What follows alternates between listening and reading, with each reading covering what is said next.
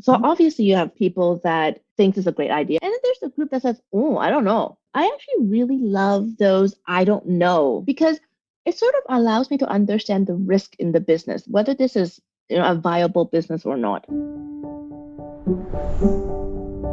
From Six Story, I'm your producer, Diana Hong, and you're listening to Rev Up Your Potential with Hilda Gann, the show where we talk with entrepreneurs in Toronto about the stories behind their success and the lessons they've learned along the way.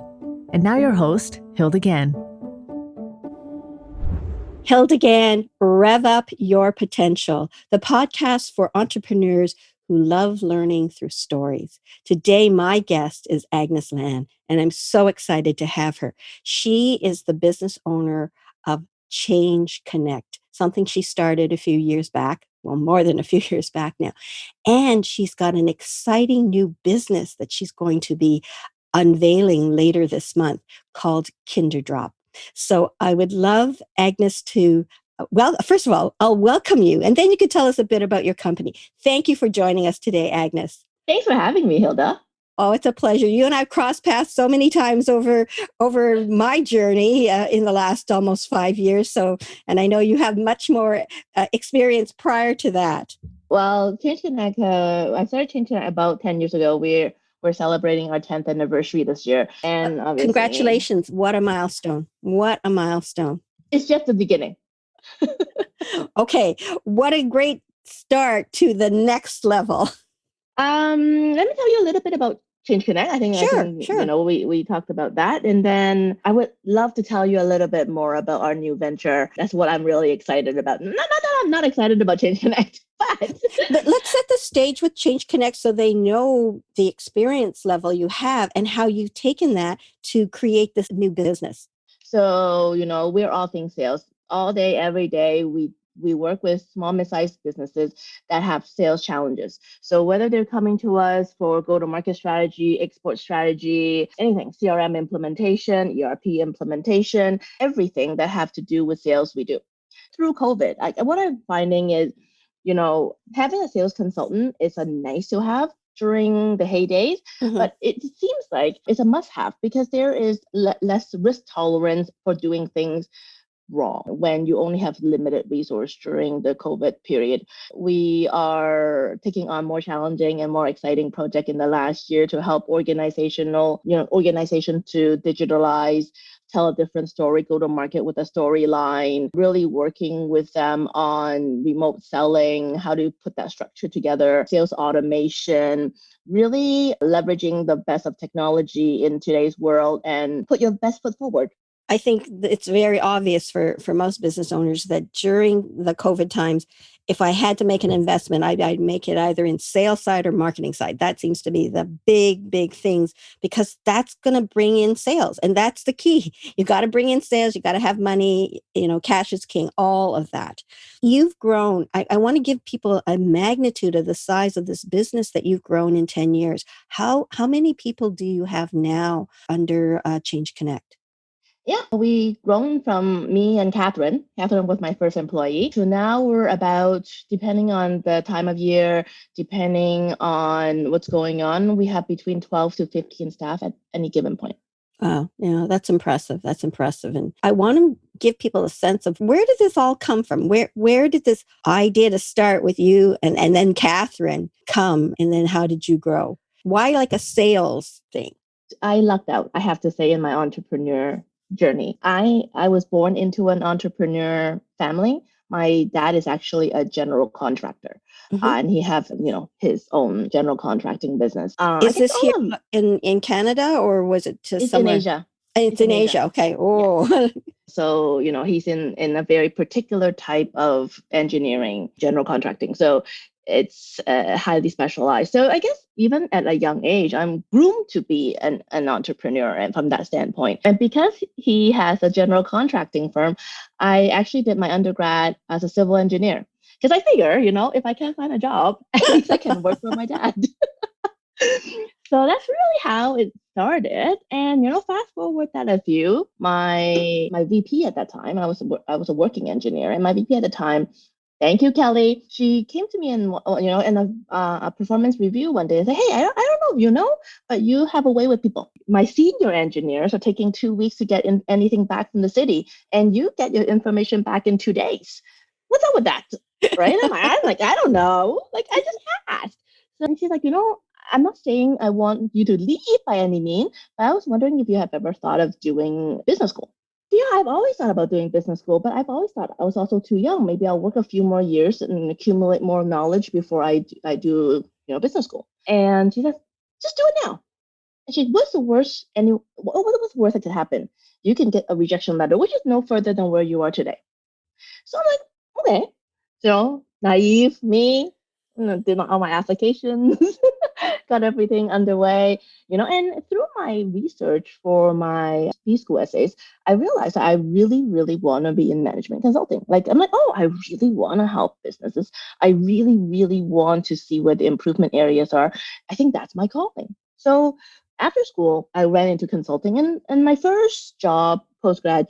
So you got your MBA, right? I got my MBA. I got my MBA. And then my first job after that was a job with Toronto firm, management consulting firm, and they do implementation. So they don't do strategy, which is what I specialized in. They do implementation. And I'm like, all right, your first job, you're not going to be picky.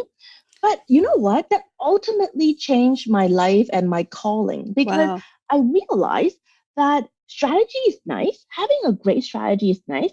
But if it's executed poorly, you don't get anything. So, it really got me down the path of change management, really understanding and really trying to understand how do you implement a strategy so that you can reap all the benefit that you're supposed to reap. So I really got into the study of change management, implementation, just really making people tick. And this is, I think, where your engineering background comes in. People who gravitate to engineering are problem solvers, right? They like to make things happen. And people who choose civil engineering, actually, and maybe you chose it because of your dad, but and my husband's a civil engineer, and I've interviewed so many people who joined our engineering business, right? Those that are civil engineers like the human side of it. Structures is all is very kind of black and white. And the people that gravitate towards civil engineering, because they have to connect with people. It is about structures for people, collaboration, or NIMBY, not in my backyard fights at the OMB hearing in Ontario. So there is a human element side to that. So it's interesting how you started off with strategy, but then quickly, I think your engineering brain sort of said, yeah, there's something about a great execution, engineering, right? And that combination of your people skills, which is the evidence in our first meeting together, and this engineering mentality really was good. So I'm glad that you went into the implementation and change management perspective. So I don't call it luck. Call it opportunities that came that really helped you uncover your passion. For sure. To this day, it is the core, it is a value proposition of Change Connect, is how are we different than, other sales trainers, or how are we different than other sales consultancy? It really is our very human touch in coming up with solution that actually is one that you can implement versus just giving you a strategy that you can never implement. And, or implement, you won't get to buy it. So it's really coming up with something that is workable and that will move clients forward. Yeah. So what are some lessons learned from your father's entrepreneurial spirit that kind of rubbed off on you? My father also, I grew up in a grocery store, not quite as structured as your family, but I grew up in a grocery store, and there was this entrepreneurial spirit that I didn't even know that I had. Because when my husband started his company, I thought I was helping him, not realizing, Hilda, you have entrepreneurial spirit too. So it took me to when I started my company, People Bright, to realize I want to start my own business. I want to show that I can do it. I was helping my husband execute our business, iTrans. I was the ops person. And then suddenly I realized, wait a minute. I enjoy talking to entrepreneurs for hours. I think that's a sign. You could talk on entrepreneurial stuff for hours. And then I realized I want to do this. I want to make a difference. So what is it about your upbringing that gave you little things that you said, I got that from dad. Yeah, that's what we need to move this company. Share a couple of things by osmosis or lessons learned from dad. First and foremost, I think is just persistence or dedication to your work. And especially during COVID time, I think is the quality of work. If you don't have good substance, if you or don't have good quality work, everybody that survived in the heydays did not survive. People understand the difference between good quality work versus not. So I think first things first is understanding what quality is and striving for a product that no one can match. That is important. And same as the lessons from my dad too, is he spent a lot of hours at work. And I think partially too, when now that we're doing more study on it, it also because boomers just spend a lot of time at work, right? Versus the X versus the Y and versus the Z. It's just a different culture. And I'm sure you have tons of research on that. Looking at him and really understanding, he did carve time. Like I know when exactly he's going to come home for dinner, what day he's going to come home for dinner, when he's going to bring the family out. But all the rest of the time, he's at work. I get that very strong work ethic from my dad for sure. This day and age, I'm really trying to also understand the balance. How to balance. Otherwise, we all suffer from burnout and how to deal with burnout. And or actually, better yet, how do you recognize burnout before it happens? So, between us, I can share a little trick that I have. I mean, COVID I'm not doing it during COVID, but it took me a long time to realize that I suffer from January blues. Like it's a real thing for me. So my Januaries, there are days where years ago now, like I would just pull a blanket over my head and I'm like, what meetings do I have that day? Just cancel them. To be fair, January is also a slower month in our industry. So I can get away with some of that. But January just isn't like, I don't know what is it. I just can't function well in January. When I look at my pattern of behavior, instead of plowing through like I normally do, I started to plan for January. Instead of doing a full load, on purposely would do a half load. So I know I can't have back-to-backs like I normally do. So it's recognizing that limitation and making it a positive thing rather than a negative reaction type. Yeah, so for a long time I did halftime in January, and then a couple of years before COVID, I just took January off, and then obviously life got better. But you got to a point. You got to a point where you could take it off, but your staff were still working, right? They didn't get it off. I'm just clarifying. I took January off. So it gets to a point in your business where you've groomed your business and guided your business so that it can carry on without you. If we're growing a business, we need to grow a business where there's less dependency on us. So kudos to you for recognizing this limitation, this behavior, and accommodating it to the point that now, you've created your systems in place to be able to take that time off for them to manage without you. Good for you. I love the team. Like that's the other thing. I think the second thing is really finding dependable people. Like we bend over backwards for our employees, whether it is extended sick leave, whether it is time off right now because kids are doing online school and parent needs to supervise. It's very important. But firstly, because it's important for retaining staff, but also it's important because you need to balance the well-being of your staff. Otherwise, they wouldn't be productive.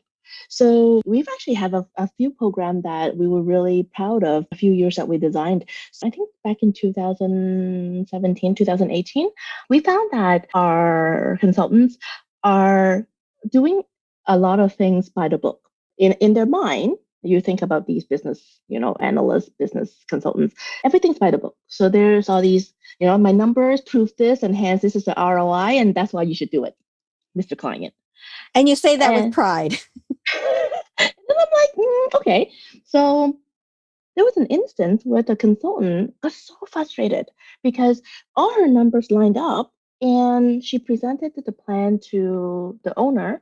And the owner's like, well, I'll do this line, I'll do this line, and I'll do this line. But this line, I'm not really sure about because I've never done it before. And she got kind of pissed off because she said, well, I'm showing a 10-for-1 return for that investment line. Like, why wouldn't they do advertising on radio? I'm like, well, they haven't done it before. They know that, investing in Google AdWords is going to work. They know that investing in putting in a new inside sales rep is going to work. So all those have a track record of success. So you're just asking them to invest more in those areas where they find success. Versus radio was a completely new beast for them. Do you blame them for not wanting to jump on it, spend $40,000 on radio ad right away? And she's like, well, yeah. And I'm like, okay. I'm like, baby steps. So let's about a $4,000 investment, $5,000 investment. Look at what that looked like first. Look at what the return on investment looked like. And then we can have a plan for investing for the year. The client, I can't remember whether the client took the baby step, but it got me thinking a little bit. So I was like, you know what? So for that year, this year and a half, I think 18 months or so, I told the team, I said, you know what? Whoever wants to start micro business, you get 10% of your time back to start a micro business, whatever business you want. We'll take care of the business registration. We'll take care of everything for you. We own 10%, but you will own 90% of this business. Go and do your thing, right? And they have to come up with a business plan. They have to get registered. They have to think about an advertising plan. And the same consultant came back to me and says, Agnes, for my tea subscription business, I'm supposed to invest $3,000 in Facebook ads. I'm like, do it. What's the return on investment? Oh yeah, the return on investment looks great. Okay, do it. And then she said, I can't pull the trigger on it. Well, why? Well, because I don't know if it's going to give me the same return on investment that I calculated. I'm like, okay. So, and you blame someone else for not wanting to spend $40,000 a year before?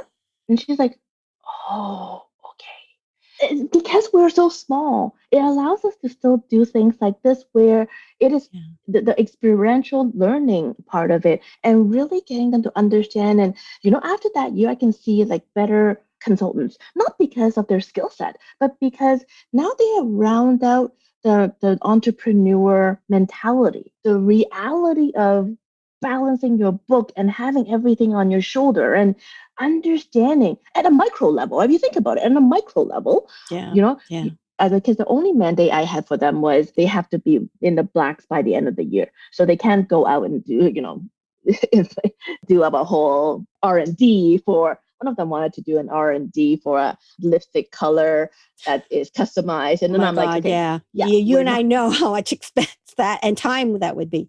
No, this is a very interesting thing because I think a lot of people don't understand the risks that entrepreneurs, that business owners have. As much as that idea of 10 times investment, why wouldn't you spend 40,000? Well, because first of all, I don't have 40,000, but there is a risk element. And I think that's what makes me, unique among HR consultants. I mean, HR consultants are running their business. I don't deny that, but I have that added experience of being a business owner for 13 years in a company that grew to 125 people.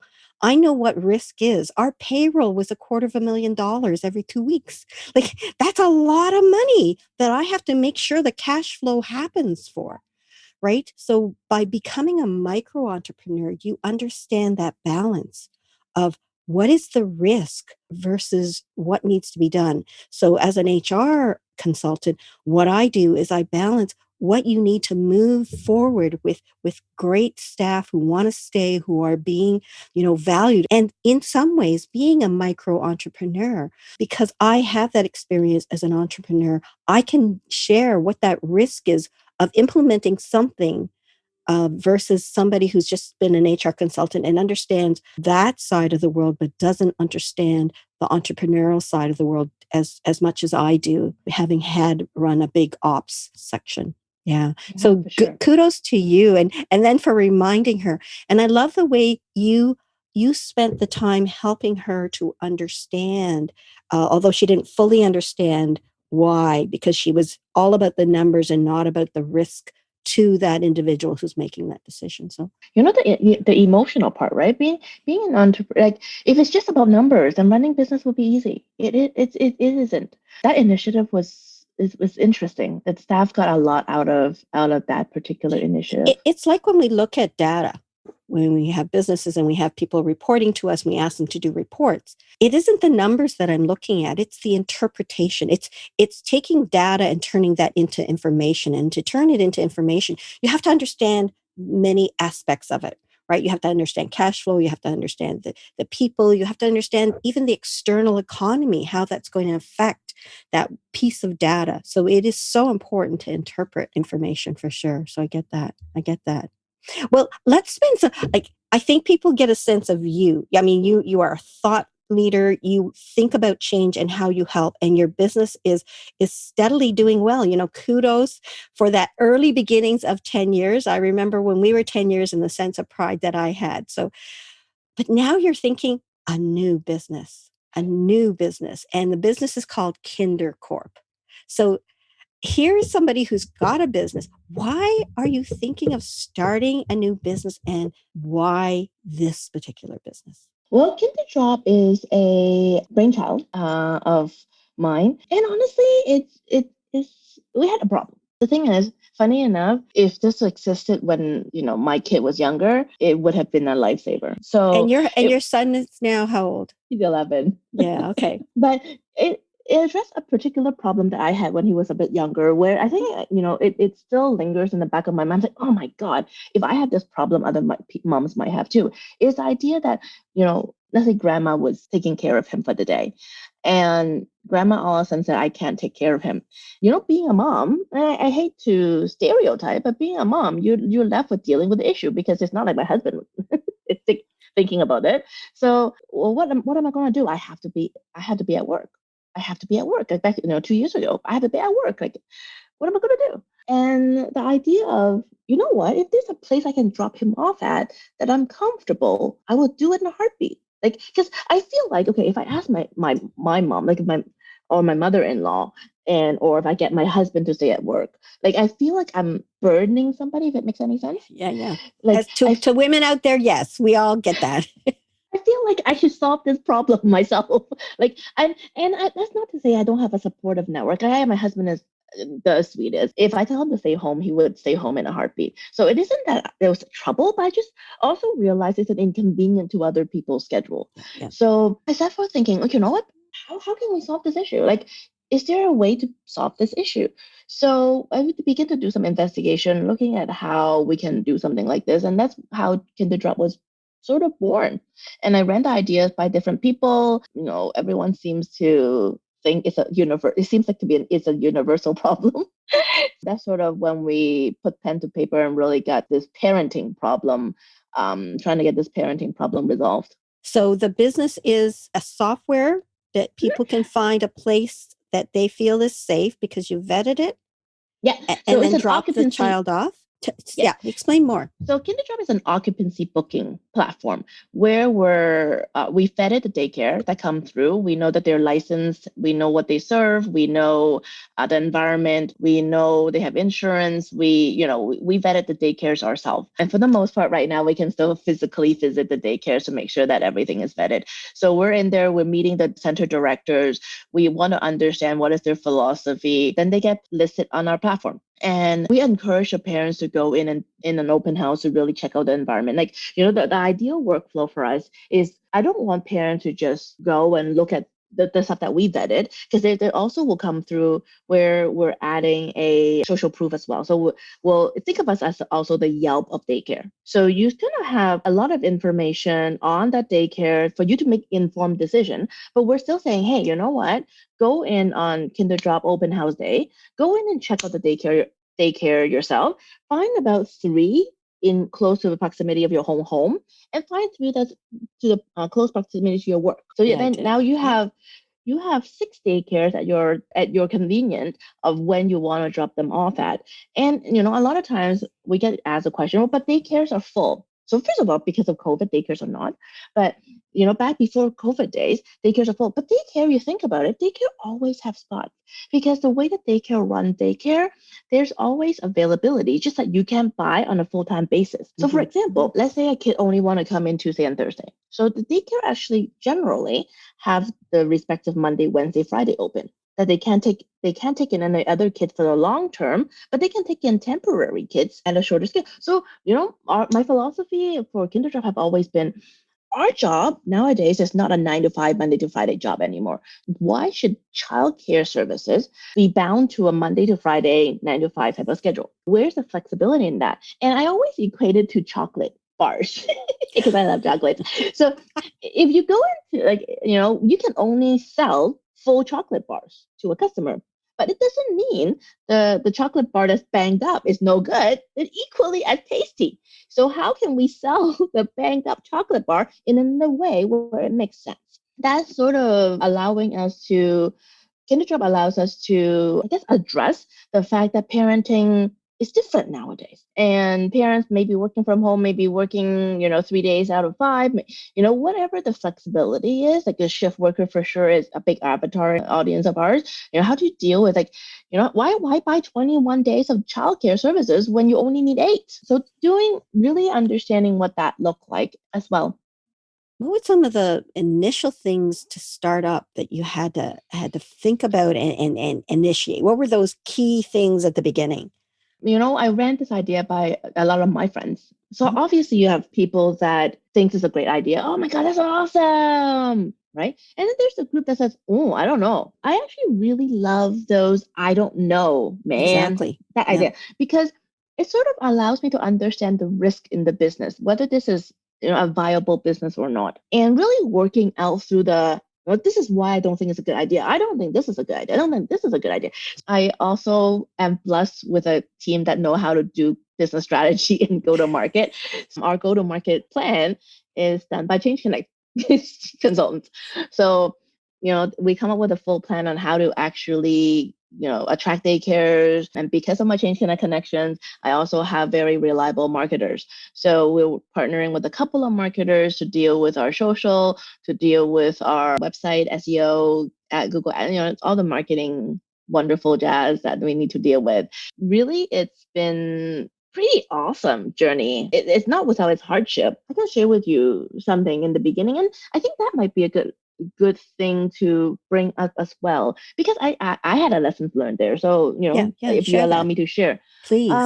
So Kinderjob really started about, I would say, 2-ish years ago, and I partnered with a couple of guys that I just love working with. They're fun.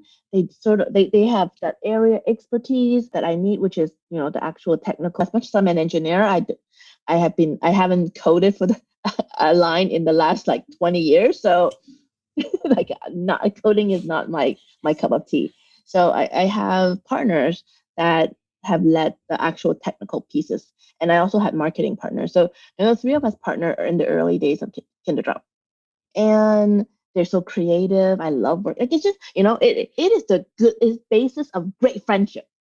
Fast forward that 8 months, I still don't have a prototype.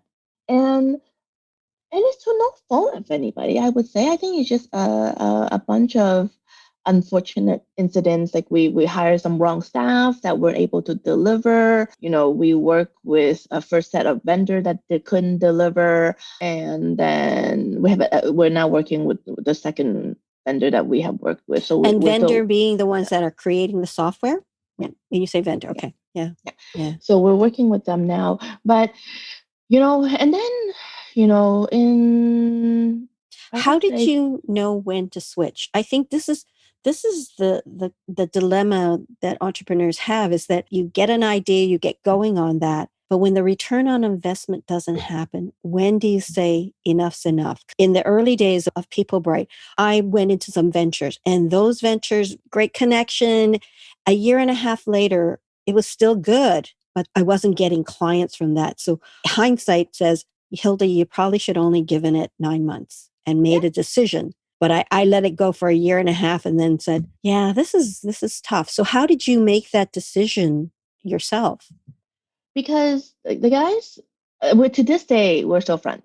So there's no ill intent by any means, but they also at the same time invested into 3-4 other companies as well. And this one just doesn't have the attention it needs to get it moving. And you can see the signs, right? Especially with any startups, especially with any tech startups, you look at the whole idea of bringing an MVP to life and really testing the market and really understanding that you're not, I hate to say it, we're not building rocket ships here, right? We're not sending people to the moon and to the space, right? We're probably, you got to really limit what the MVP is and look at what is the timeline for that. You can't miss timeline after timeline after timeline. And something isn't right, whether it is a resource issue, whether it is too complex, whether it is, it was wrong scope, whether our measurements are wrong.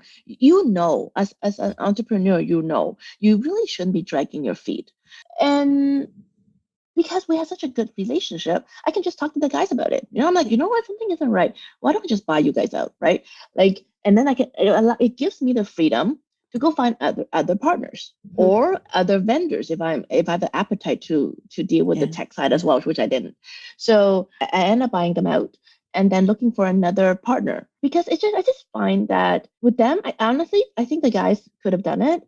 But bottom line is, I think they have way too many ventures to put Kinderdrop as priority to really push it out and have an MVP out in a timely manner. So so that was that. So finding partners, I think, one thing I have learned, and to this day, I take that lesson to heart. Finding the right partner, I would prefer someone that challenged me. Like, I would prefer that someone sees things a little differently so we have a better product at the end. The key really isn't in not having argument, is having productive arguments and confrontation. So, having those conversations around why do it this way. I also realize what I'm really looking for in a partner. You don't want someone just like you. You want someone slightly different than you. You want to add to the management team in a way that adds value every time you add a new person on the team. So, I can't be more proud with the partners I have now, because we challenge each other every day and, we don't let each other get away with anything. So, and I think that more and more people have to feel comfortable with not having somebody who complements them in the sense that it's almost the same fabric. So you're just going to get a validation. What you need is complements that are areas that you are not comfortable with, but that's their expertise. So the exchange of ideas creates a much better product because you've got more experts in a variety of things than everybody's thinking the same mentality. And it takes a special kind of entrepreneur to feel confident and comfortable to have these kind of discussions that you can use the word challenging, but the challenge is done in a respectful way that helps the direction move forward faster, better, and the output is better. So that's a valuable lesson that you've learned and that you're sharing with us. And so tell us more. What are some of the success stories of Kinderdrop, and where are you at in the cycle of this business? I always say that things happen for a reason. So we were close to launching last March. And if you remember back in the day, and I know it's going to be hard to remember, just before COVID, there was a teacher strike. There was a whole issue for government, and we were pushing development hard. We're like, you know what? Every day you don't have a product, it's every day of money lost because these kids need to be dropped off somewhere. So perfect press. They were already doing their own thing before COVID. Oh, yes, we forgot. I forgot. Yes, thank you. Yeah. So we were pushing hard, and we just couldn't get it together for launching in February. And then March come, and then we're like, daycares are shut down. So I'm like, we had to put things on hold during COVID, of course, because it's not safe. And then bottom line is, if we are a childcare platform provider, children's safety is our number one concern. There's no way, as a parent too, that I want to launch something when there's uncertainty in the air. So we've actually shelved Kinderdrop for a while. I mean, we were working on the sales and marketing. We were getting words out there. We were running social campaigns. So we were operating. We knew we can't push for a launch date until we see, light at the end of the tunnel. I would say back in May, we're starting to see that light at the end of the tunnel. First shots, second shots. As a group, we decided that we're going to launch in July. We want to launch in July. We want to do a soft launch in July, see how it goes. We've also had some really amazing advice from VC that we've been talking to. Originally, I wanted VC to launch. stands for venture capitalist. Okay, thank you. We originally wanted to launch in York region because that's where I am and that's where some of our support staffs are. So if there's any problem, we can, go to the daycare and physically help the daycares out. That's where I want to launch. But that's also, one of the hotspots, right? GTA, Peel, and York. When we're talking to VC's like, you know what? Why don't you give the Kitchener, Waterloo, Cambridge area a try? And I'm like, it's far. It's far. He's like, well, first of all, it's a very close-knit community. And to be fair, it is also the Silicon Valley of Canada. Yeah, And because Waterloo's based there and industries. Yeah, no, yeah. totally get that. So they're like, it's also with younger families as well. So when you look at the demo, it is sort of like your target demo. Plus, if you want to test out your app, you want to test out your app with a tech community that's going to welcome tech. That's the advice to us is try Kitchener, Waterloo, Cambridge. And we also had Smart. That was a smart secondary venture launch. capitalist. We will keep them. It's really nice. Okay. We also have a secondary launch at PEI as well. We're looking at the various different areas that we can launch. PEI, they only have 5 cases. So we're like, oh, okay. Obviously, they had an outbreak. So it's harder to deal with an outbreak in a smaller community. So we decided to stay put with the Eastern time zone that we can support at Kitchener, Waterloo, Cambridge. So that's where we'll be launching in July. Things have been great. We've reached out to the accelerators and the business community there. We're getting a lot of support. So the launch there is happening underway, and there's a few things that I'm really proud of, even in the early days of Kinderdrop as well. The other thing that we have come to recognize is that there is a couple of groups of people that we really want to help. Obviously, first and foremost is the shift worker and the frontline workers. How can we make Kinderdrop work for them? And how can we make it a social cause to help them help us better? So we really investigated into that use case of how to make Kinderdrop work for the emergency childcare service centers. As well, the other use case that, aside from the regular launch, so the regular launch is going on with the Kitchener, Waterloo, Cambridge area. But the other passion projects, aside from the shift worker and the emergency frontline worker, is actually our military. We've connected to some of the military bases and see how we can deal with some of these last minute deployment. What does that look like? The world of military and sometimes single parent family homes where they have to deal with childcare or deployed into an area they don't know at all. How do you deal with that? So we're also the avenue that we're really trying to help right now. And, it's a passion, like I've made it a passion, is how can we help our military families? How did you come to that one? Because that just seems to come from no obvious place that I'm aware of. So how did you say we need to help our military? It's also through my great friends. Like I think there's the common theme you'll find is I have a lot of friends. Yeah, you're very well connected, and it is through an NGO, and a military family NGO reached out to me and say, "Hey, Agnes, tell me. I know that you're working on Kinderdrop. I think it's to help some of our military family problems. Can I hear more?" So they reached out to us. That was, I would say, 4 months ago. And since then, I've really listened to the stories of the military family, understand the avatar, because from a sales perspective, I understand the avatar. But you know what? It breaks my heart. I shouldn't say that. Maybe it warms my heart. Okay. And how much they do for us that we don't know. What can we do to help them, right? So, I'm working on an arrangement with them where, I don't care about profit. I care about helping people that helps us. Right? Yeah, the emergency shift workers, the frontline workers, the military families. How can I help people and make their lives easier so that they can go to work without worry about their family life? Like, so sure, the Waterloo launch is cool, and I'm all for that, right? Still, yeah. And but when I investigate into, there's another branch where we're working with immigrants that maybe have no families here. Like, some of those stories just warms my heart in how Kinderdrop can help. And because of them, one of the things that we talked about is what get you up in the morning. I want to know that I'm helping. I want to know that whatever we put out in the marketplace is going to make someone's lives easier. It's going to give back to a community in a way that, there is that component that drives me to work on Kinderdrop every day. So when you started Change Connect, was there this sense of I want to help, or did this kind of want to help happen later, once you maybe had a solid business and it was making money? When did this I want to give back happen in your journey? With Change Connect as well, you're right. In the beginning, obviously not. In the beginning, you're trying to survive. It was about, oh my God, you know what? I made less than when I make in corporate. This is not going to work.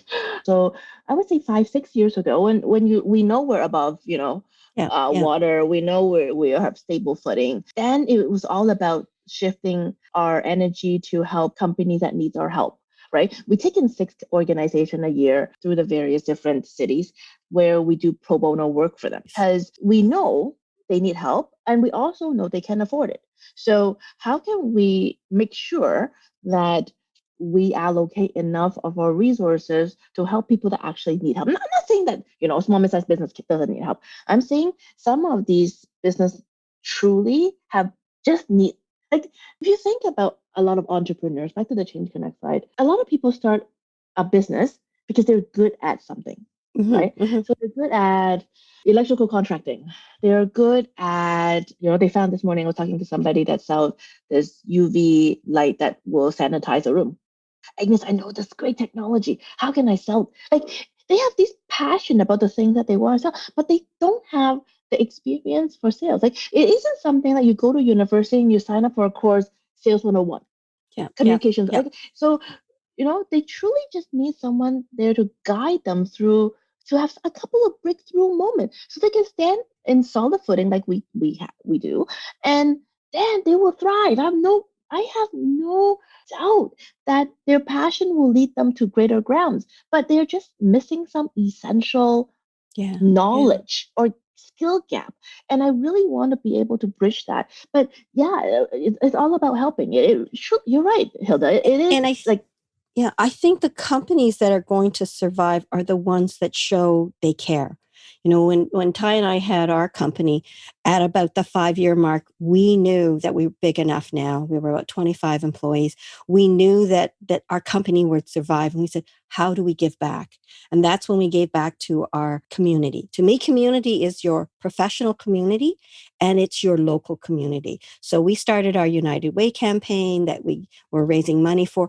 And we participated in scholarships. We created our own U of T, which is where my husband graduated, a scholarship that is what you call in perpetuity. So by investing it over the next 5 years, the scholarship started in year 6. And to this day, we've long sold the business, but the iTrans Ontario Graduate Scholarship will live on past my husband, past my children forever. And that was our gift back to the community. And I'm sitting at close to 5 years of building my HR business. I want to help people. And so I've now started to do things for communities. And one of them is I'm going to be doing something in September for 12 to 18-year-olds about communicating effectively using my Rev Up approach and helping do that because I want to give back. I want to make people feel good about who they are and what they want to be. So I love this sense of giving. And when you said the military, I thought, where does that come from? And so thank you for doing that. We could talk all day. You are an amazing woman. When you do the math, you started your business when your son was 1 year old, or no. Yes. Yeah. I did it when we just came out of mat leave. It was exactly the right time. And then to now have this, steady 10 to 15 people, depending on the season. And then to want to venture into a new business. And it sounds like this is near and dear to your heart. If I could do it again, I would love to have this kind of thing for my son. So you want to give back. You want to have other parents, mothers, single parents, men, women, whatever, to have that. So I'm wishing you much success on that. Agnes, how do people get a hold of you if they want to connect and learn more about your Change Connect or your KinderCore? So if you can look for me on LinkedIn, I think LinkedIn is probably going to be your best bet to find me. Because I don't think there's that many Agnes Lans. AGN, yes, LAN. That's it. That's probably the best way to get a hold of me. Okay. And the two companies are Change Connect, which is about marketing sales. And the other one, KinderDrop is in KinderDrop. So when you are on LinkedIn, you'll be able to find us, and I'll direct you. I love a conversation. If I haven't shown yet, I love to talk about business. She's a networker, guys. That's how I first met her, and I kept seeing her at many networking events. But I love your journey. I love your journey, and I love this latest adventure. So Agnes, thank you very much for coming on today. Thank you. Thank you for having me. And I'd like to thank my producers, Six Story, who are are in partnership with me for this Rev Up Your Potential podcast with Hilda Gann. If you like your story that you've heard about Agnes, there are many other people. Do like this podcast, subscribe. And there are so many other interesting people who've got journeys that you can learn from. So if you love learning through stories, listen to the interesting people on Rev Up Your Potential. I'd like to thank my team back at People Bright Consulting for helping me get this together. And again, thank you, Agnes, for being on our show today. Stay safe, everybody. We're almost near the end of COVID. I've got my second vaccination, which left me sleeping on Sunday, and I'm back on the mend now. Take it easy. Stay safe, everybody. Thanks so much for joining us in this episode. If you're new to Rev Up Your Potential, please visit our website at www.revupyourpotential.ca. There you will find more podcast episodes, videos, and a growing collection of resources to help you rev up your potential. Thanks again for listening, and we'll see you next time.